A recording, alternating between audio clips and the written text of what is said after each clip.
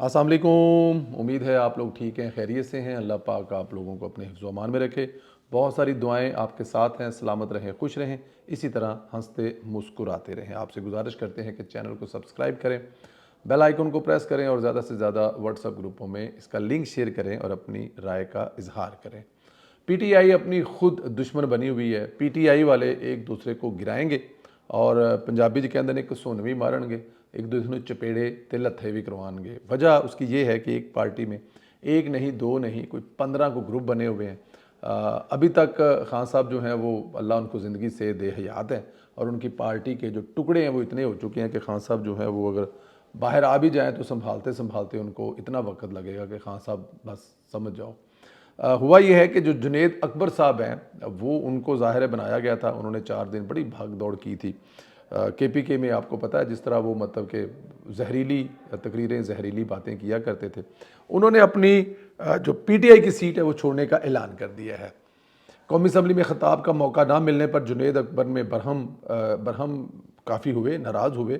انہوں نے پی ٹی آئی کی پارلیمانی پارٹی کے واٹس ایپ گروپ میں پیغام دیا ہے کہ آج کے بعد نہ میں کسی پارلیمانی پارٹی کا حصہ ہوں، نہ پارلیمانی لیڈر اور نہ ہی چیف وہپ کو مانتا ہوں۔ انہوں نے کہا کہ مجھے پچھلے رمضان کے بعد بجٹ میں فلور پر بات کرنے کا موقع ملا۔ جنید اکبر نے کہا کہ ہر بات پر روزانہ چند لوگوں کو بات کرنے کا موقع ملتا ہے۔ انہوں نے سوال کیا کہ چیف وہپ کون ہوتا ہے کہ وہ فیصلے کرے کس نے بات کرنی اور کس نے بات نہیں کرنی، کون سی بات کرنی اور کون سی بات نہیں کرنی۔ جنید اکبر نے کہا کہ ہماری شرافت کو غلط سمجھا جا رہا ہے، میرے اپنے لوگ درباری ہیں، یعنی کسی سے کیا شکوہ کرنا ہے، میری اپنی کشتی میں سوراخ ہے۔ اب ان کا کہنا کیا مطلب یہ ہے کہ چیف وہپ صاحب جو ہیں وہ غدار ہیں، وہ درباری ہیں، یا پھر جو دوسرے لوگ ہیں وہ غداری ہیں، یا وہ پاکستان تحریک انصاف کے ایک خاص گروپ پر اس قسم کا الزام لگا رہے ہیں۔ سخت بولتا ہوں، برا لگوں گا لیکن سچ بولوں گا۔ جنید اکبر نے کہا کہ اسپیکر کو خط لکھوں گا، مجھے پارٹی سے الگ نشست دی جائے، مطلب وہ پاکستان تحریک انصاف کے بینر تلے سے نکلنا چاہتے ہیں، اور اگر ایسی درخواست دیتے ہیں تو میرا خیال اسپیکر صاحب 1 منٹ لگائیں گے۔ چیف وہپ عامر ڈوگر ہیں اور جنید اکبر عامر ڈوگر کو ظاہر ہے ان پر بڑھ کے مار رہا ہے، پارٹی چھوڑنے کا اعلان کر رہا ہے۔ یہ ایک آڈیو لیک ہوئی تھی لیکن اس کی تصدیق جو ہے وہ انہوں نے بعد میں خود کر دی ہے۔ سپریم کورٹ نے توشہ خانہ فوجداری کیس میں ایڈوکیٹ سلمان صفدر کو فرینڈز آف دی کورٹ مقرر کرتے ہوئے اڈیالہ جیل میں عمران خان کی بیرک تک رسائی کی اجازت دی ہے۔ عمران خان کے خلاف دائرہ توشہ خانہ فوجداری کیس کی سماعت چیف جسٹس پاکستان جسٹس یحییٰ افریدی، جسٹس شاہد بلال اور حسن پر مشتمل 2 رکنی بینچ نے کی۔ دوران سماعت اٹارنی جنرل منصور عوان نے عدالت کو بتایا کہ 24 اگست 2023 کے حکم نامے کی روشنی میں تحریری جواب میں چیمبر میں جمع کرا دیا ہے۔ بانی پی ٹی آئی اس وقت اٹک جیل میں قید ہیں۔ یہ اٹک جیل کہاں سے آ گئی؟ یہ تو اڈیالہ جیل میں قید ہیں۔ اب یا تو ہمارے لکھنے والے غلط ہیں یا خان صاحب کو اٹک جیل میں کر دیا گیا، مجھے لگتا ہے اڈیالہ جیل میں ہے۔ جب آرڈر دیا گیا تھا ہم نے چیمبر میں تحریری رپورٹ 28 اگست 2023 کو جمع کروا دی تھی۔ منصور عوان نے بتایا کہ رپورٹ کے ساتھ 15 تا 18 اگست کی میڈیکل رپورٹ شامل تھی۔ چیف جسٹس یحییٰ افریدی نے ریمارکس دیے کہ جس سپریم کورٹ نے مطلب جو رپورٹ اس کا جمع کروائی گئی تھی اس پہ اطمینان کا اظہار کیا گیا تھا، اور سلمان صفدر کو فرینڈز آف کورٹ مقرر کر رہے ہیں۔ ہمیں سلمان صفدر پر مکمل اعتبار ہے، یہ اچھی بات ہے۔ عدالت نے کہا کہ 24 اگست 2023 کے حکم نامے کے تحت جو رپورٹ تھی، اس وقت بانی P T I Adiala jail میں تھے، یہ مناسب ہے کہ بانی P T I long condition پر رپورٹ منگوائی جائے۔ سلمان صفدر بطور friends of the court Adiala jail جائیں گے۔ سلمان صفدر کو بانی پی ٹی آئی کی بیرک تک رسائی دی جائے گی تاکہ وہ تحریری جواب دیں۔ سلمان صفدر کل تک تحریری رپورٹ جمع کرائیں گے۔ سپریم کورٹ نے ایڈوکیٹ سلمان صفدر کو ہدایت کی ہے کہ وہ بانی پی ٹی آئی عمران خان کی جیل میں حالت زار اور انہیں دستیاب سہولیات سے متعلق تحریری رپورٹ دیں۔ عدالت نے یہ بھی کہا ہے کہ اگر ملاقات میں کوئی مسئلہ ہو تو عدالت کو بتایا جائے اور عدالت سے رجوع کیا جائے۔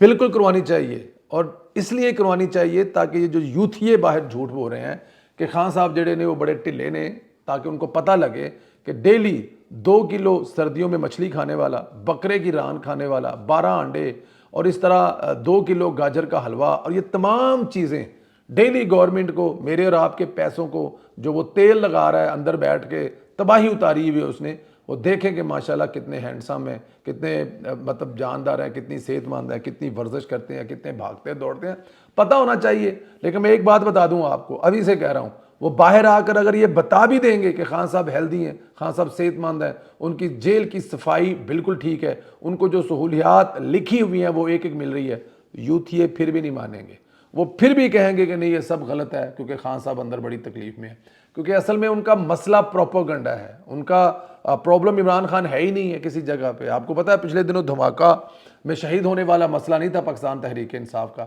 ان کا مسئلہ تھا کہ بسنت کیوں منائی جا رہی ہے۔ خیر، T20 ورلڈ کپ میں پاک بھارت میچ کے انعقاد کے فیصلے سے ICC کی 174 ملین امریکی ڈالر بچ گئے ہیں۔ نقصان کا تخمینہ براڈ کاسٹر گیٹ منی اور دیگر اسپانسرشپ کی مد میں لگایا گیا ہے۔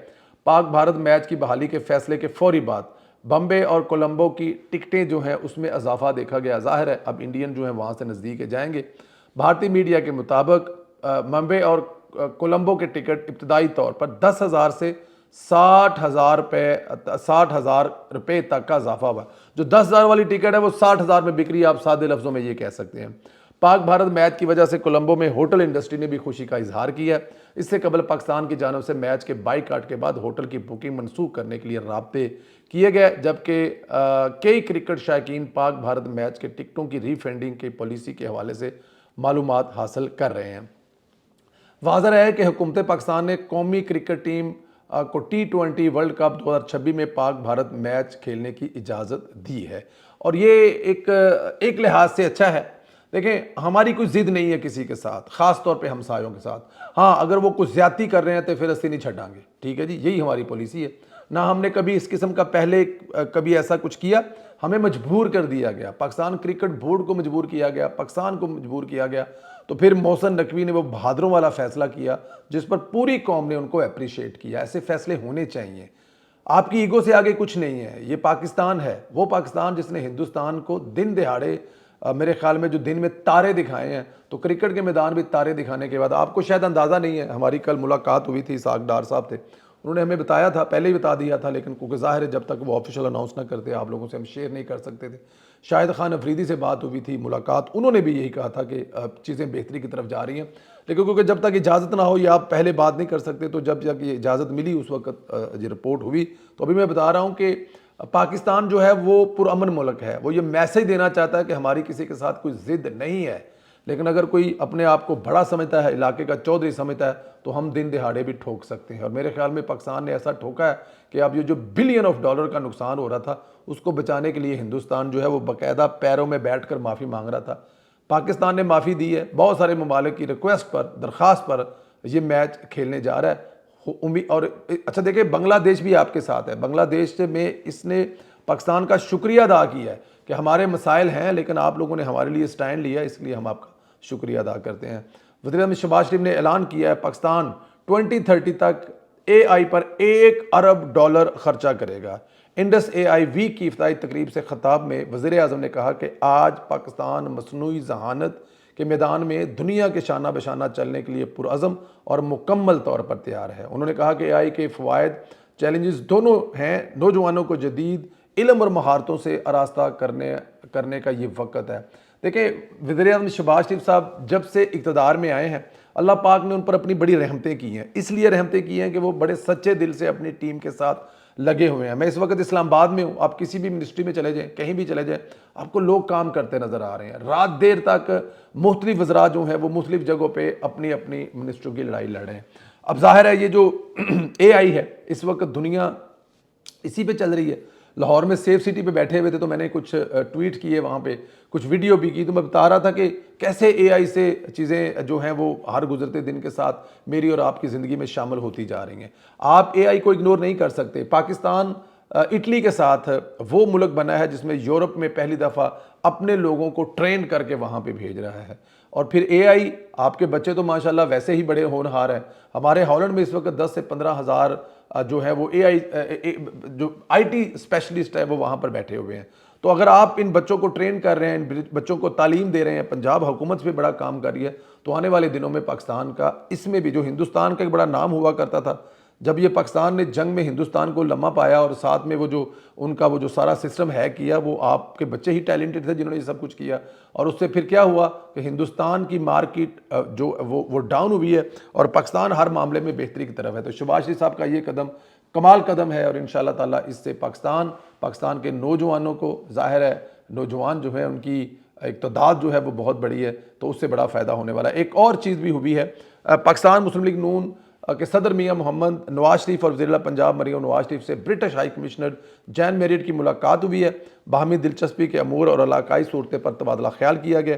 برٹش ہائی کمشنر نے صدر مسلم لیگ نون محمد نواز شریف کی پاکستان کے لیے گراں قدر خدمات کو سراہا ہے۔ British high commissioner Jane Marriott نے وزیر اعلیٰ پنجاب مریم نواز شریف کے جاری منصوبوں کے قابل تحسین قرار دیا اور لاہور میں بسنت کے تہوار پر خوشی کا اظہار کیا۔ دیکھیں لیڈر جو ہے نا وہ آخری دم تک لیڈر ہے۔ میاں محمد نواز شریف صاحب ایسے فیصلے اور ایسے مشکل فیصلے یہ پہلی دفعہ نہیں انہوں نے کیا، ان کے فیصلے جو ہیں وہ نظر آتے ہیں۔ پاکستان کے لیے ایک اور بڑی خبر ہے، پاکستان جو ہے جو کرپشن والے لسٹ میں ممالک میں نام ہے، ان میں پاکستان کی درجے بہتری ہوئی ہے، اور پاکستان جو ہے وہ کرپشن کرنے والے ملکوں کی لسٹ سے آہستہ آہستہ نکلتا جا رہا ہے۔ اور یہ ہوا کب ہے؟ جب میاں محمد شہباز شریف کی حکومت ہے، کیونکہ آپ کو پتہ ہے نا وہ ایک کرپشن کے نام پر ملک کو تباہ کرنے آیا تھا، اس نے کتنا ملک کو تباہ کیا، اور وہ الزام دوسروں پر لگایا کرتا تھا کرپشن سے۔ لیکن میاں محمد شہباز شریف صاحب جو وزیر اعظم ہاؤس میں جو کچن میں کھانا بنتا ہے وہ بھی اپنی جیب سے لگاتے ہیں، ٹریول بھی اپنی جیب سے کرتے ہیں، اور اپنے سٹاف کا بھی خرچہ خود اٹھاتے ہیں، اور ان کے دور حکومت میں ظاہر ہے کرپشن میں کمی آئی ہے، اور یہ دنیا مان رہی ہے، اور ہر گزرتے دن کے ساتھ اس میں بہتری آ رہی ہے۔ اللہ پاک آپ کو اپنے حفظ و امان میں رکھے۔ ہماری بہت ساری دعائیں آپ کے ساتھ ہیں، سلامت رہیں، خوش رہیں، اللہ پاک آپ کو اسی طرح ہنستا مسکراتا رکھے۔ اجازت دیں، خدا حافظ۔